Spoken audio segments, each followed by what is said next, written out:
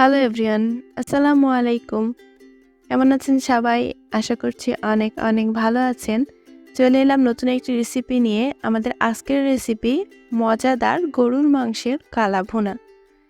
বিভিন্ন অনুষ্ঠান কিংবা বিয়েবাড়ি সব জায়গায় কিন্তু এই রান্নাটা যদি আপনি তৈরি করেন তাহলে সবাই আপনার প্রশংসায় পঞ্চমুখ হয়ে উঠবে। আপনারা গরুর মাংস ছাড়াও ছাগলের মাংস দিয়েও কিন্তু এই কালা ভুনাটা তৈরি করতে পারেন। তো চলুন রেসিপি শুরু করা যাক। এখানে আমি নিয়েছি 1 কেজি গরুর মাংস। এই গরুর মাংস একটা পাত্রে ভালো করে ধুয়ে পরিষ্কার করে পানি ঝরিয়ে ঢেলে নিলাম। এখানে আমি রান্নার জন্য ব্যবহার করব রাঁধুনি রেডিমিক্স কালা ভুনার মশলা।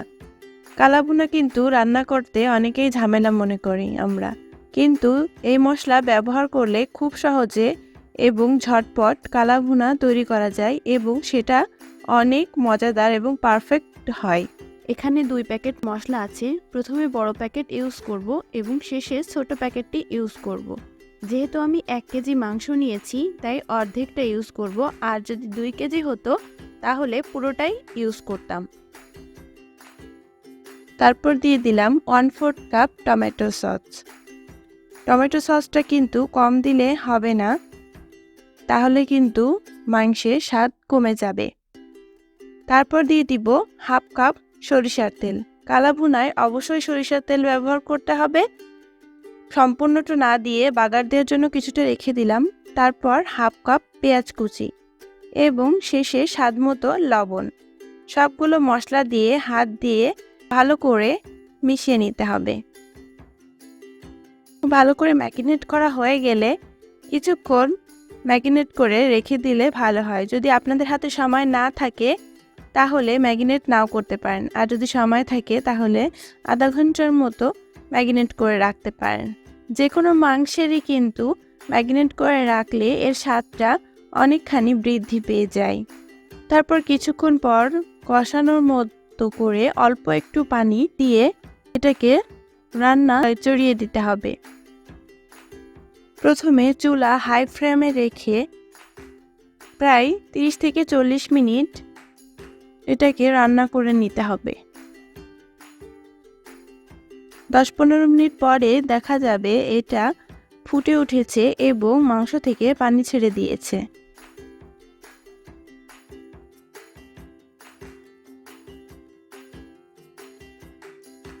প্রায় আধা ঘন্টা পরে আমার ঝোল যখন এরকম গাঢ় হয়ে গিয়েছে তখন একটু ভালো করে নেড়েচেড়ে কষিয়ে নিয়ে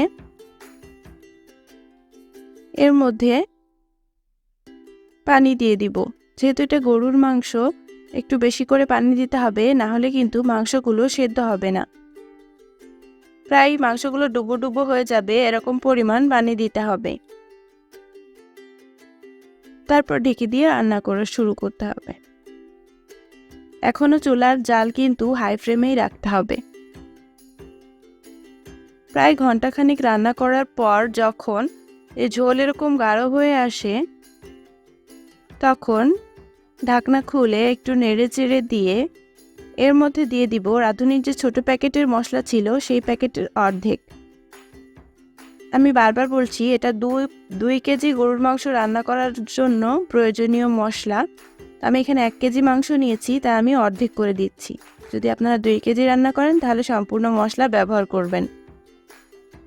তারপর ভালো করে নেড়েচেড়ে মিশিয়ে আবার ঢাকা দিয়ে রাখতে হবে। এ পর্যায়ে চুলার আঁচ কিন্তু কমিয়ে দিতে হবে। এখন ঝোল গাঢ় হয়ে গিয়েছে, একটু বারবার নেড়েচেড়ে দিতে হবে, না হলে নিচে মশলাটা লেগে যেতে পারে। এ পর্যায়ে আরও কিছুক্ষণ পর এবার দিয়ে দিতে হবে বাগার। আমি এটাকে নামিয়ে রাখলাম এবং বাগার দেওয়ার জন্য কড়াইয়ে তেল গরম করে নিলাম।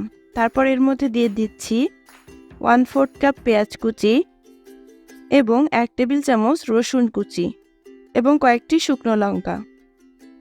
আমার কাছে তেলটা একটু কম মনে হচ্ছিল তাই আরেকটু সরিষার তেল দিয়ে নিলাম। কালা ভুনা কিন্তু অবশ্যই সরিষার তেলে রান্না করতে হবে। তারপর এটাকে একটু নেড়েচেড়ে লাল করে ভাজা হয়ে গেলে এর মধ্যে দিয়ে দিব 1 টেবিল চামচ আদা কুচি তারপর আবারও ভালো করে নেড়েচেড়ে লাল করে ভেজে নিয়ে রান্না করা মাংস এর মধ্যে দিয়ে দিব।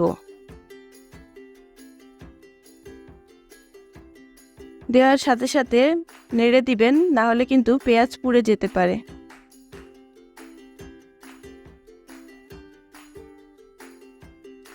তারপর এই বাগার দেওয়া মাংস আবার রান্না করা মাংসর মধ্যে ঢেলে দিতে হবে। পেঁয়াজ ভেজেও কিন্তু এই মাংসের মধ্যে ঢেলে দেওয়া যেত, কিন্তু এতে যে টেস্ট হবে তার থেকে এইভাবে বাগার দিলে টেস্টটা আরও বেশি ভালো হয়।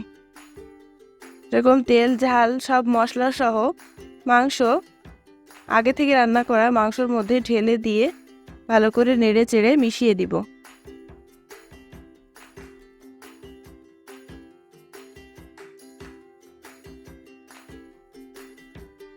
আবার কিছুক্ষণ রান্না করার পর আবার নেড়ে চেড়ে দিব। এখানে অবশ্যই চুলার আঁচ একদম লো ফ্লেমে রাখতে হবে এবং বারবার নেড়ে দিতে হবে, না হলে মশলাটা নিচে লেগে পুড়ে যেতে পারে। এবার দিয়ে দিচ্ছি হাফ কাপ পেঁয়াজ, কাঁচা পেঁয়াজ, যেগুলো কিউব করে কেটে রাখা ছিল আগে থেকে। চেষ্টা করবেন ননস্টিক কড়াইয়ে রান্না করার, তাতে করে নিচে লাগবে না, না হলে যদি মশলাটা পুড়ে যায় তাহলে স্বাদটা নষ্ট হয়ে যাবে। রান্না প্রায় শেষের পথে, আর একটুখানি রান্না করলেই দেখবেন যে মাংসের অরিজিনাল কালো কালারটা চলে এসেছে। দেখেই বুঝতে পারছেন যে কতটা পারফেক্ট এবং টেস্টি কালা ভুনা রান্না করে ফেলেছি আমি। আপনারাও চেষ্টা করলে নিশ্চয়ই সফল হবেন। এই কোরবানি ঈদে বাসায় অবশ্যই কালা ভুনা ট্রাই করে কেমন হলো আমাকে কমেন্ট বক্সে জানাতে পারেন। তৈরি হয়ে গেল আমাদের স্পেশাল কালা ভুনা, যেটা স্বাদে গন্ধে অতুলনীয়। রান্নাটা আপনাদের ভালো লেগে থাকলে অবশ্যই একটা লাইক করবেন এবং কমেন্ট করতে ভুলবেন না। আপনাদের এই লাইক কমেন্ট নতুন ভিডিও করতে উৎসাহিত করে এবং চ্যানেলটি সাবস্ক্রাইব করে পাশে থাকবেন। আল্লাহ হাফেজ।